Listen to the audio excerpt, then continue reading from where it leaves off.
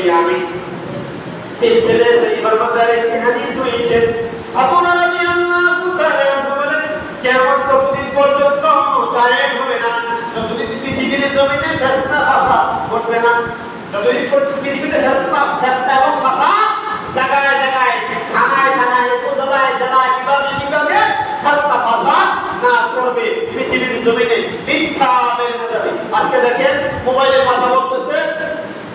বা আপনি কোথায় আছেন ফোন করতেছে ধরেন আপনার শ্বশুর ফোন করলো বা একজন ব্যক্তি টাকা পায় আপনার কাছে ফোন করলো ভাই আপনি কই আছেন আমার টাকাটা দেন পাঁচটা আজকে টাকা আছে আমি টাকা থেকে আসি তারপরে আশেপাশে বড় হয়ে গেছে তুমি যে বললেন দুই নম্বরে মিথ্যা বেড়ে যাবে মিথ্যার কথায় কাজে শুধু মিথ্যা বলবে স্বামী স্ত্রীর সাথে মিথ্যা বলবে স্ত্রী স্বামীর সাথে মিথ্যা বলবে ভাই ভাইয়ের সাথে মিথ্যা বলবে সন্তান বাবার সাথে মিথ্যা বলবে তুমি সেই কথা বললেন এবং গণমাধ্যম পৃথিবীতে জমিনে বাজার হবে আজকে দেখেন বাজার মানে কি দোকানপাট বাজার আগে কেমন ছিল বাজার কম ছিল এখন দোকানপাট আস্তে আস্তে বাড়ছে না দোকানটাই বাজার দোকানে বসে বসে অমুকের বউ কি করেছে অমুকের ছেলে কি করেছে অমুককে দোষ করেছে সেই কথা দোকানপাট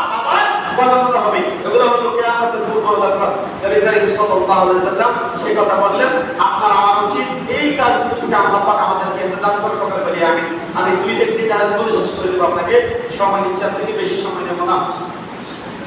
আনাস রাদিয়াল্লাহু তাআলা বলেন নবী করিম সাল্লাল্লাহু আলাইহি ওয়াসাল্লাম ইরশাদ করেন কিয়ামতের সময় এমন হবে